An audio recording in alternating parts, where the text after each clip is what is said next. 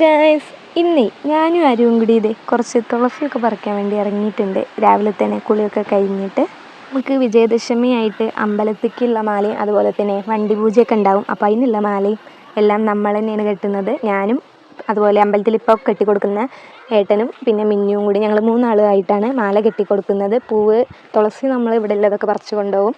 ബാക്കി ചെണ്ടുമല്ലി അങ്ങനത്തെ പൂവൊക്കെ അമ്പലത്തിൽ നിന്ന് തന്നെ വാങ്ങി തരാൻ പറഞ്ഞിട്ടുണ്ട്. അപ്പോൾ നാളെയാണ് നമ്മൾ വ്യാഴാഴ്ചയാണല്ലോ വിജയദശമി. ബുധനാഴ്ച രാവിലെ മുതലേ ഇരുന്ന് കെട്ടേണ്ടി വരും. ഒരു 300ഓളം മുളം പൂവ് വേണമെന്നാണ് പറഞ്ഞിട്ടുള്ളത്. എത്ര കെട്ടാൻ പറ്റുന്നതെന്ന് അറിയില്ല. നമ്മളെ കൊണ്ട് പറ്റുന്നത് കെട്ടിക്കൊടുക്കാൻ പറഞ്ഞിട്ടുണ്ട്. പിന്നെ ആര്യുവിനോട് 2 ദിവസം മുന്നേ പറഞ്ഞായിരുന്നു നമുക്ക് അമ്പലത്തിൽ നിന്ന് വിളിച്ച് പറഞ്ഞപ്പോഴേ നമുക്ക് പൂവ് അറയ്ക്കാൻ പോകണം, മാല കെട്ടിക്കൊടുക്കാൻ എന്നൊക്കെ. അത് കേട്ടിട്ടാണ് തോന്നുന്നു രാവിലെ തന്നെ കുളി കഴിഞ്ഞതേ വന്നിട്ടുണ്ട്.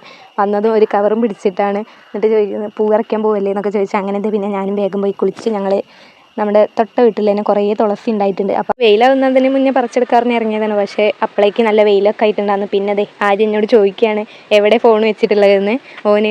ഓൻ പറിച്ച തുളസി നിങ്ങൾക്ക് കൊടുന്ന് കാണിച്ചു തരാൻ വേണ്ടിയിട്ട്. അപ്പോൾ ഞാൻ പറഞ്ഞു കൊടുക്കണത് എവിടെ ഉണ്ട്, അവിടെ കൊണ്ടേ കാണിച്ചു തന്നു. അങ്ങനെ അവന് ഇതേ അതിലൊക്കെ നോക്കി കാണിച്ചിരുന്നുണ്ട്. പിന്നെ ഞങ്ങൾക്ക് തുളസി പറിച്ച് പോരുമ്പോൾ അവിടെ നിന്ന് 2-3 പേരയ്ക്ക തന്നിട്ടുണ്ടായിരുന്നു. നല്ല പഴുത്തതല്ല, എന്നൊരു ചെനച്ചതിലുള്ളൊരു ചെറുതായിട്ട് മധുരമൊക്കെയുള്ള ഒരു പേരയ്ക്ക. അരുന്ന് ചോദിച്ചപ്പോൾ അരുന്ന് വേണ്ട പറഞ്ഞ് ഒന്നെടുത്ത് അത് കടിച്ചു നോക്കി മധുരമല്ല പറഞ്ഞ് അപ്പം തന്നെ കളയും ചെയ്തു. ഇത് സ്ഥലത്തേക്ക് പൂ പറിക്കാൻ പോകാറിന് നിൽക്കുമ്പോൾ അതേ ആരുവിൻ്റെ വീടിൻ്റെ ബാക്ക് സൈഡിലായിട്ട് ചോറ് തൊട്ട് കൊടുത്തിട്ടുണ്ട്. അപ്പോൾ അത് കഴിക്കാനായിട്ട് വലിയൊരു പീലിയൊക്കെ ഉള്ള മയിൽ വന്നിട്ടുണ്ട്. പിന്നെ ഞങ്ങൾ വീഡിയോ എടുക്കുകയാണെങ്കിൽ ഒച്ചയൊക്കെ കേട്ടിട്ട് അത് ഓടി പോവുകയാണ്. ഓടുന്നത് കാണാൻ നല്ല ഭംഗിയില്ല, പീലി ഇളകി ഇങ്ങനെ പോകുന്നത് കാണാം. ഞാൻ കണ്ടു കഴിഞ്ഞത് ഞങ്ങൾ നേരെ ജിജീഷേൻ്റെ വീട്ടിലേക്കാണ് വന്നിട്ടുള്ളത്. അവിടെ കുറേ തെച്ചിണ്ട് പറഞ്ഞിട്ട് ഇതൊക്കെ എനിക്ക് ആരും ആണ് വീഡിയോ എടുത്തിരുന്നത്. അതാണ് ആ വീഡിയോ ഷെയ്ക്കാവുന്നത്.